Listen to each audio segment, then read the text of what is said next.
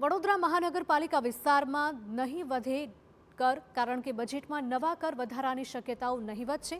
Standing committee સામે municipal કમિશનરે રજૂ કર્યું છે રિવાઇઝ્ડ બજેટ।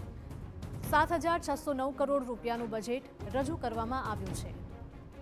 વડોદરાવાસીઓને સૌથી મોટી રાહત મળી છે। મહાનગરપાલિકા તે વિસ્તારમાં હવે કર નહીં વધારે। બજેટમાં નવા કર વધારાની શક્યતાઓ નહીવત જોવામાં આવી રહી છે। સ્ટેન્ડિંગ કમિટી સામે મ્યુનિસિપલ કમિશનરે રજૂ કર્યું છે રિવાઇઝ બજેટ।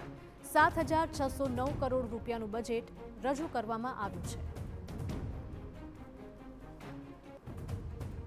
વડોદરા મહાનગરપાલિકાનું વર્ષ 2026-27 માટેનું જે રિવાઇઝ્ડ બજેટ છે તે કમિશનર દ્વારા જે સ્થાયી સમિતિ છે તેમના સમક્ષ રજૂ કરવામાં આવ્યું છે। આ બજેટ રજૂ કર્યા બાદ હવે municipal commissioner, deputy municipal commissioner, તમામ જે મુખ્ય અધિકારી, ડિપાર્ટમેન્ટના હોદ્દેદારો અને તેની સાથે સાથે સ્થાયી સમિતિના સભ્યો સમક્ષ આજે ડ્રાફ્ટ અને રિવાઇઝ બજેટ છે તે રજૂ કરવામાં આવ્યું છે। આ રિવાઇઝ બજેટની આગામી દિવસોમાં ચર્ચા કરવામાં આવશે અને ત્યારબાદ વડોદરા શહેરના નગરજનો પર કરદર વધારવામાં આવશે, વેરાઓ વધારવામાં આવશે, વધારાની કઈ લાગતો વધારા તે અંગેની ચર્ચા થશે અને ત્યારબાદ સામાન્ય સભા દ્વારા વર્ષ 2026-27 માટેનું જે બજેટ છે તેને મંજૂરી આપવામાં આવશે। કેમેરા પર્સન રોહિત ગોયલ સાથે અંજલિ ઓઝા, TV9 વડોદરા।